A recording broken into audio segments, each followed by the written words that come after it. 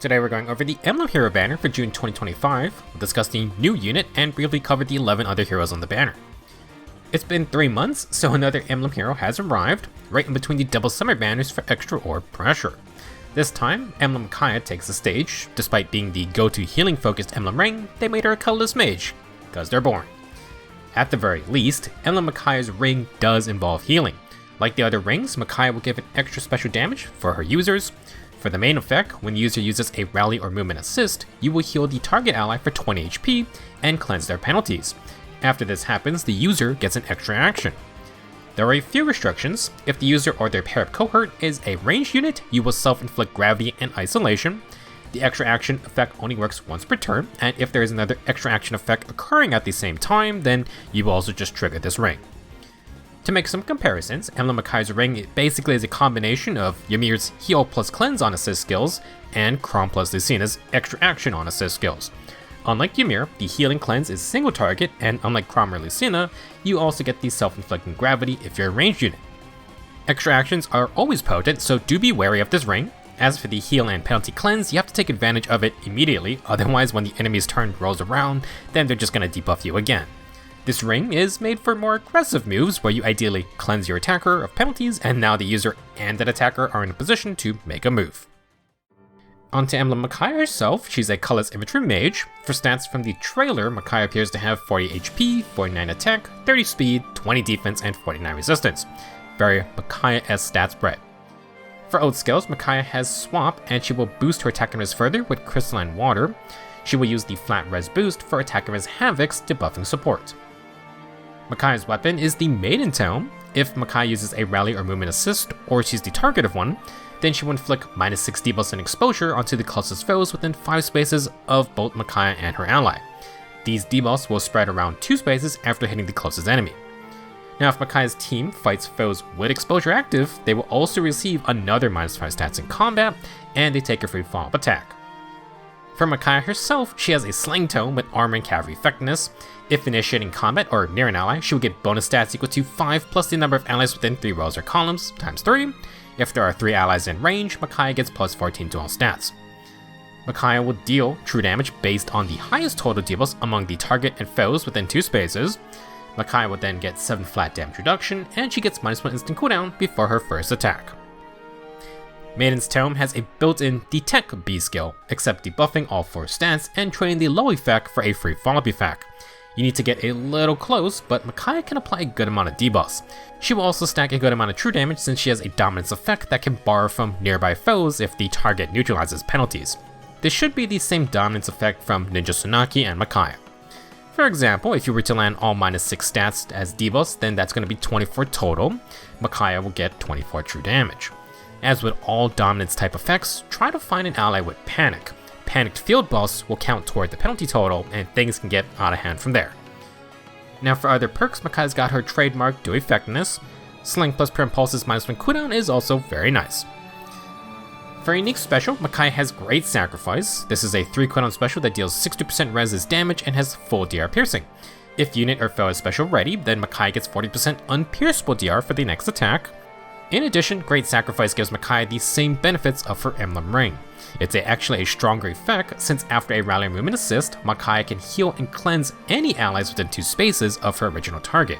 She will also get the extra action with no gravity or isolation self-debuffing. Combat-wise, Great Sacrifice isn't anything too crazy. Stronger Iceberg with DR piercing and some percent DR is good, but Micaiah is going to be useful with her AoE healing and penalty cleansing. Similar to Ymir, you can heal multiple allies in 1 turn, and Micaiah is going to get another action as well. Like the Emblem Ring, this makes Micaiah more of an aggressive unit where you cleanse and attack in the same turn. You don't really want to sit around like attuned to Micaiah. You're not going to get any cleansing without some action first. Next, Micaiah brings a new Inheritable C skill, and it's going to be called Silence Ward 4. For allies within 2 spaces, they get +4 attack and res, the Nussy Disrupt effect, and Preempt Pulse. In other words, allies can neutralize any sweep effects, and if you use an offensive special, you get -1 cooldown before attacking. Now, if the user initiates or is near an ally, they get all the same benefits. Silence Ward's a mage and healer skill. Unfortunately, due to the Reinhardt tags, mage cows will not get this skill. Micaiah does not like horses, it would seem. You need to be careful of huge effects, but Nelsie Disrupt and cooldown support for other allies will be good. Imagine these perks for your armor saviors or just frontliners in general. I don't know if it's going to be on every unit, but Silence Ward's an interesting skill. Definitely keep an eye on it. Overall, Emblem Micaiah is a neat unit. Extra actions always need to be respected, but there are some limitations on the Emblem Ring part. Mid-phase healing and cleansing is nice, and Micaiah can apply these to multiple allies herself. It is a more player phase oriented tactic though, and Silence Ward is kind of more suited for grouping and tanking. For her own comment, Micaiah's got Sling and minus instant cooldown thanks to her weapon and Silence Ward. She's going to proc the DR Piercing Great Sacrifice, and she gets a decent amount of true damage if you can activate her debuffs. Don't forget, you got Havoc for extra sabotage debuffing, true damage, and Kanto 1 with Schism supports. Micaiah's going to have a little bit of bulk, but don't expect anything too crazy. You're free to experiment with Micaiah's assist skill. You could use reposition, pivot, or drawback, and there are always rallies as well. Try to give this Micaiah some warping for extra mobility options. All in all, another emblem, another ring you're going to have to deal with. The mobility ones are always kind of scary. For the rest of the video, we're going to go over the 11 other heroes on the banner. In red, we got Legendary Alencia, Ancient Goto, and Rafal. Blue's got Emblem Sigurd, Hraesvelgr, and Ratatoskr. Green has Hathor, Legendary Camilla, and Noma. Last, Colorless has Emblem Micaiah, Legendary Sakura, and Attuned Aum. Starting us off in red, Legendary Alencia is a speedy sword flyer that wants to quad attack and not get hit at all. Alencia's C-skill provides no follow-up support and has guidance 4 for team warping. She will then warp around her team with aerial maneuvers, which is still hilariously hard to get. That skill comes with Desperation if the user and foe are both on high HP. Alencia has a few other perks like Kanto 2, Slang plus no guard, and a 4-space rain debuff. She has attack and speed clash 4 for other fodder skills.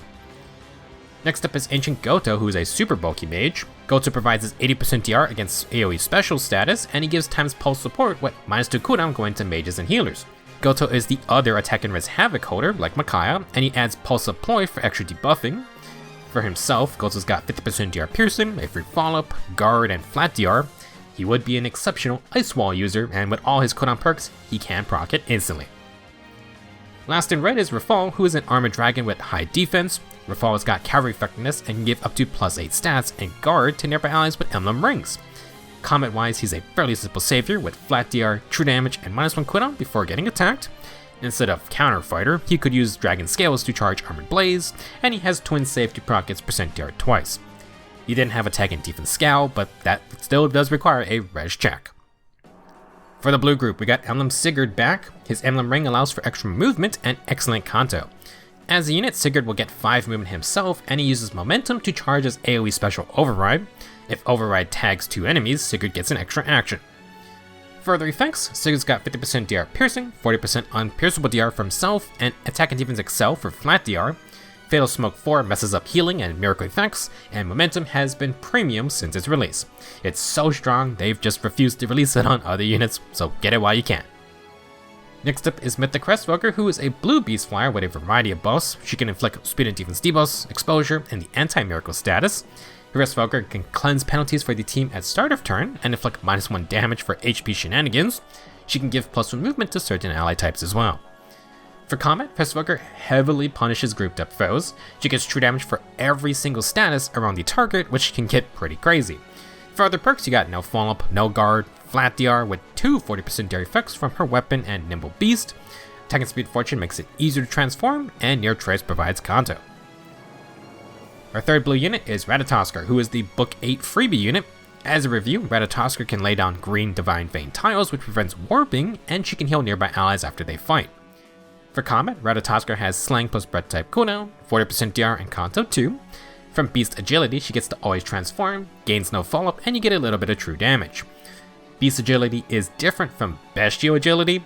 The latter trades the guaranteed transformation for Kanto if you're transformed, and you get a better true damage effect. Moving on to green, we have Mythic Hathor. She has a unique rally assist that gets stronger over the first 4 turns. Hathor can grant attack and speed buffs, Kanto, Treachery, and then Dual Strike.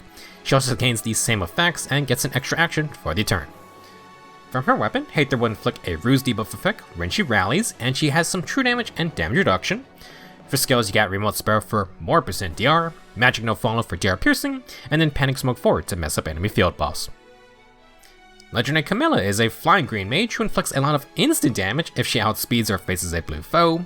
Camilla will provide a 50% DR piercing status to her team along with speed, res, and sabotage debuffing.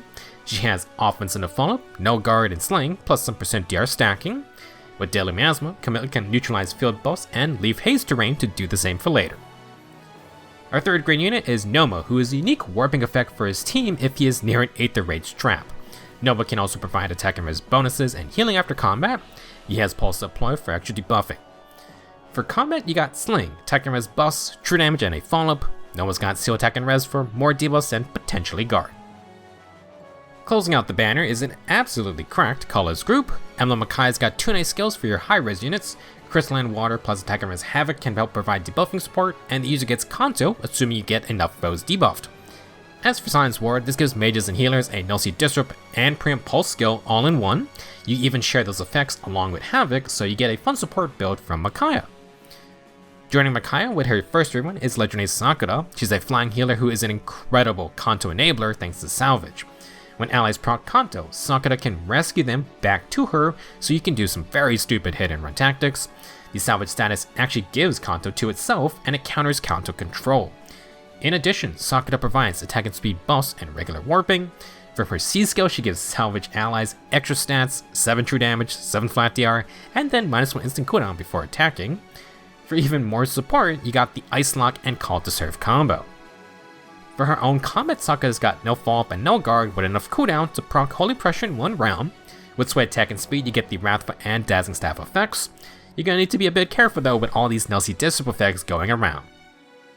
Last up is Attuned Alm, who is an infantry archer. Alm provides great talent attack and speed buffs, and he gives the Super Times Pulse effect for -2 cooldown. Combat-wise, Alm gets to 2 Space Warp around his team, and he will instantly trigger his True Lunar Flash special. Along with full DR piercing, this special prevents enemy defensive specials from activating.